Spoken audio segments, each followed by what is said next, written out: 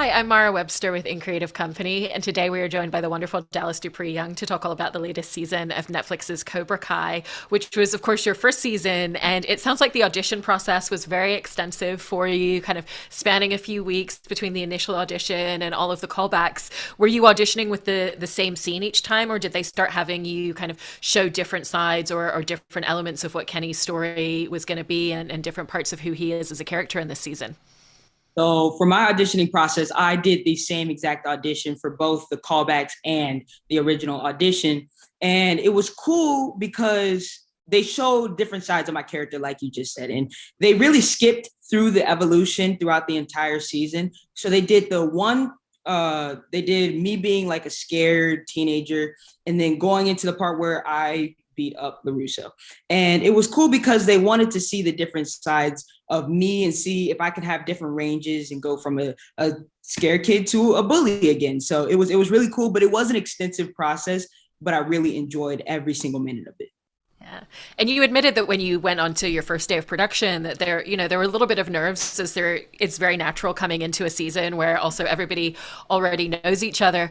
And did you just kind of like really just focus on the work at hand, what your lines were, what the scene was, or how do you push through when you have those moments where you feel a little bit nervous on new projects?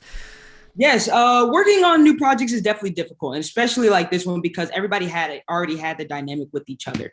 And I was like, I need to find a way to fit in, but also focus on my work.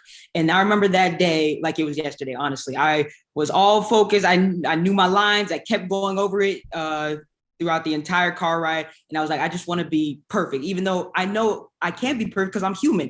And it was so funny. I got on stage and I was unbelievably nervous. I started to sweat before the scene even started. And the funny thing was, I remember in rehearsal, I forgot my line. And Tanner, he was so cool about it. He backed it up. He said, "Oh, my bad, guys. I forgot my line." Right. And I was like, oh, that was nice of you because I completely forgot it. And I was so nervous. But after that, I started to relax a little bit and they all eased my nerves because they just had a conversation with me. They were getting to know me. But I really enjoyed every part of it. And it was really cool. And it's definitely difficult to go on a new show. That's amazing that Tanner did that because it also sounds like he was a really wonderful mentor to you coming into this show off screen, as well as the way that his character kind of shepherds Kenny as well. In really kind of talking you through like how things work on set, some of the details of how they do all the scenes, and what were some of the most helpful things that he told you coming into the show. The most helpful things that Tanner told me. So the first thing he told me was that this production moves very quickly. And what he means by that is they get two shots and that's it. Then we're moving on to the next part. And that was the first thing that he told me. And then he also just taught me kind of the origins of karate a little bit. And he taught me how to work on my technique and stay calm throughout like stress at all times. And just to keep focused, keep staying on your grind. And he was awesome. Such a great mentor to me. And he really helped me keep pushing and keep elevating my craft and honing in on my professionalism throughout the entire time. And you did a huge amount of karate training before production began, obviously. And I know that karate is something that you started when you were much younger, and you've kind of done on and off little bits of that and other martial arts over the years. And with the fact that all of the cast trained together, how was that really helpful, not just to figure out Kenny's skill set within karate and learn a lot of the moves that you were going to need within the show, but also to be able to kind of play off all the other characters that you were going to come into combat scenes with in the season? It was really great getting to just watch all of them work together in that environment. Because first of all, I love the fact that each and every one of them are so supportive of each other. And that really helped me out and kept me with like an uplifting spirit at all times. And the good thing about watching them was just trying to figure out my technique while watching them and taking notes of what they do. Because obviously, Tanner, I'm watching what he's doing because I'm his prodigy. So he's pretty much teaching me in the show. So I need to pay close attention to everything that he's doing, along with all of the other actors. And I also have to give props to Jacob Bertrand because he is an elite martial artist. And just watching him, I'm like, I want to be like you someday because some of the moves that he does is unbelievable. But yeah, it was really cool getting to watch them and see their dynamic with the stunt coordinators and watch everybody work together. Yeah, and with the stunt coordinator team, it's Don Lee who heads all of that up with the rest of the stunt Yeah. team. Are they also on set with you and working out a lot of the choreography and a lot of the motions on set, as well as that training at the beginning? The stunt team is always on set whenever we're doing some stunt choreography. So it's cool because we get to work prior to getting on set and we get to go through the motions. We go very slowly just to get everything down. And once we get on set, it's time to perfect it and go at 100%.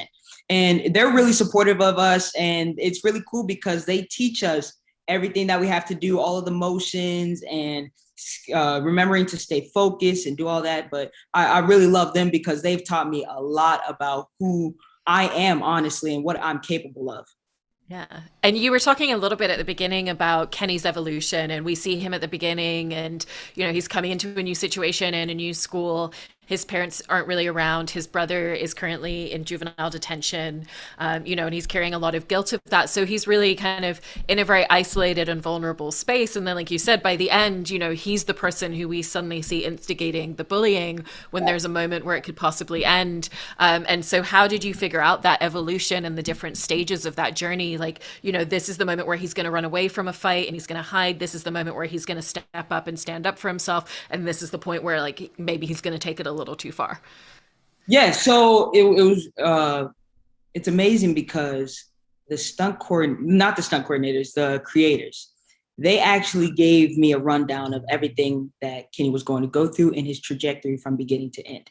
And it was really cool because I got to go through Kenny's journey with him throughout the entire season. What I mean by that is at the beginning, it says it right there. I mean, it says in the action line, she's scared, he doesn't know what to do. And they also walked me through that on set. And continuing with him, he started to grow a little bit, started to get more furious with the way he was being treated by his bullies. And then all the way towards the end where he's unstoppable at that point, and he's using all of his frustration out on LaRusso. And I grew, and I just had myself in that mindset of, what would you do if somebody who has been bullying you and tormenting you and making your life awful, what would you do in that situation? And I'm not saying that I'm going to use, physicality or any of that, but Kenny just went with the more frustrated version and decided to hurt him. And I just grew with that. And I put myself in that mindset of a kid who was struggling. And that's how it honestly played out on camera. Yeah. And we see the fact that his parents aren't necessarily home with him a lot. They obviously clearly love him, his mom leaving him the little note with his lunch, his dad calling him and kind of checking in on him. But they're pulled away a bit. And so even at the beginning, when we see him making breakfast and getting himself ready for school, for you, was this something that, like, he's been doing this even at his last school? Like, this is kind of his day to day. Like, he gets himself up, he gets himself ready, and he's really kind of taking care of himself most of the time when he's at home. Yes, I realized that was pretty much his life for a long time, even prior to what they showed on Cobra Kai. And it's honestly kind of difficult to watch that, just because it's unfortunate to see that he doesn't have that family presence around him. And he has many family members, but it's usually him alone by himself. And it's really cool to see at the beginning him with that positive attitude, going through the day, even with the struggles of being alone, until the bullies honestly got him. And that was very unfortunate. But no, I saw that was his life before, and that was his routine every single day. And I loved filming that entire scene. It was really cool. I know it's so heartbreaking, especially like you said, because he's so excited for the possibility of, like, I'm going to go to school. It's going to be great. I'm going to make some new friends. I'm going to dance at the bus stop. And I wanted to ask you about filming the scene with the dancing at the bus stop, because it's such a fun scene and it plays so great comedically as well. Did you kind of go in like knowing what his moves were going to be? Did you try a few different things for that scene? When I say I had no idea what I was going to do, I had absolutely no idea. So I actually asked the directors, the producers, and the creators what they want from me. Do they want it more comedic? Do they want it semi-good, or just goofy? And they were like, all of those mixed into one. I said, okay, I'll give you a little good in a little stint, and then I'll make it goofy and hilarious. But no, filming that was funny because they kept giving me ideas of what I can do. And I was like, I'm just going to make it as goofy as possible. That's why I did the sprinkler. I did this one. Like, it was really fun. And then having the students in the background laughing at me was also hilarious because they were coming after my dance moves. But no, it was really cool. It was really amazing to film that.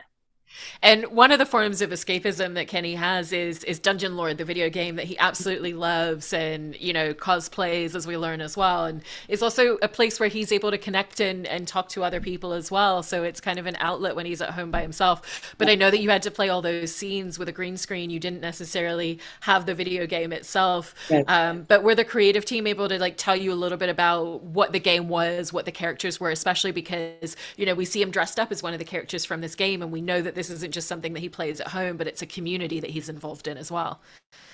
Yes, the creators and the whole entire creative team actually gave me a great idea of what I was going to do, even though I had a green screen with everything.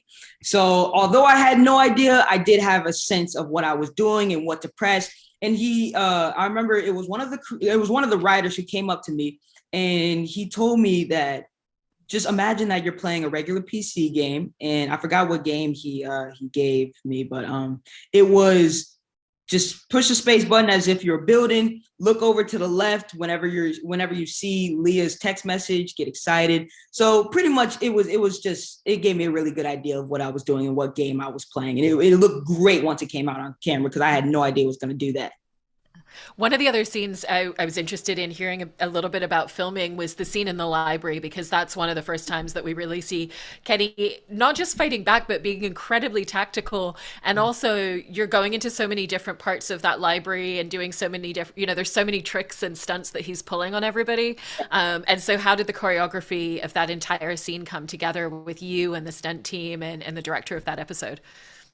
So learning the stunt choreography for that episode and that scene right there, I learned it on the day. So I'm going to say maybe 15 minutes prior to filming all of it. And it took about 4 to 5 hours to film. And it was really strong just because of the fact that was the first time you saw Kenny fighting back. And it was really cool working with the bullies because they are one of my closest friends. And it was cool just being in that environment and hurting them for the first time because they really hurt me, but it's all love at the end of the day. But no, it was that stunt choreography. It was great from beginning to end. I love all of the ideas that they were giving me. And my favorite part of that scene had to honestly be whenever I jumped through the books, because I was like, because they told me what idea they had. And I was like, will that be the stunt double or me? And they said, we want you to do that. I said, okay, I'll try it. So what they did, they had 2 stunt coordinators hold my legs, and I just flew through. And then I did the scene continuing after that, fighting Slade. But no, all of it was great. All of the reactions from all of my cast members were outstanding. And I think it played very well on camera. It really did. And one of the other scenes that has a lot of impact is the scene where poor Kenny has his locker filled with milk. And wasn't that just, it was you and the crew that were filming it, and they were the ones kind of there filming it behind the scenes and giving the student reactions? Yes, it was all them. Even the handheld device that y'all saw in the video with Robbie, it was just them, and they were all laughing, do all of the laughters. But it was weird because whenever I looked over, I saw all of this camera equipment, all of these people videoing it, and I was like, this is really fun. But my only question is, how did they get all that milk in there? That's my only question. So you didn't even see the contraption that they had to construct? No, I didn't even see it because I only talked to the person who was constructing the whole entire ordeal, and he would let me know what's gonna happen. I never saw it. Next thing you know, I opened it up and I was filled with milk. But that was one of my favorite scenes to film, and that was the last scene that I had to do that day because once I did it, I couldn't film any more scenes. That was it. And then jumping back to the karate towards the end of the season, when we have the all-state competition, going back to what you were saying earlier, what's so great about getting to meet Kenny as a character in the season is that we get to see that evolution. We see him at the beginning where he can't even stay on the mat. He's running towards the door every time, even though he wants to be able to do it. And then we see him being a real contender against Robbie. And even though he doesn't win the fight, he's in the fight every single moment up until then. And there's a possibility that he could win. And so what was that like in getting to, particularly work so closely with Tanner on the choreography of that particular scene, but also to really think about what Kenny's skill set was at that point from all of the training that he's been doing and all the emotional baggage that he's bringing onto the mat with him as well? I was extremely impressed with how incredible my character did throughout that entire fight, and it was really strong just because of the fact that he hadn't been training for too long. But Tanner was there, and he was uplifting my spirits at all time. And I was actually more nervous for the All Valley than my first day on set, just because of how huge the All Valley was in Los Angeles and in the Valley. So I was like, I have a certain standard and I expect myself to do well. And it was really cool because they were all encouraging me to do my best. And it was really awesome to see the growth of my character, Kenny, from all the way back from the first episode to the later episodes, and seeing how far he had come. And I love that conversation between Robbie and Kenny, because he's like, your brother would be so impressed with you. And just hearing those words, just like, my brother's not here, my father's not here, or my mother. So just hearing those words from a brother who I feel like is my brother personally, like Tanner. So no, it was really incredible just seeing that entire evolution coming to fruition at the end, and see his growth. And I know that they all told you that with the character of Kenny, that they really saw a lot of his trajectory as being very similar to Danny LaRusso back in the day when he was first kind of learning karate and becoming a fighter. And so how did that influence the way that you wanted to play this character? Or were there any details that you really kind of keyed into with him as a character because of being told that?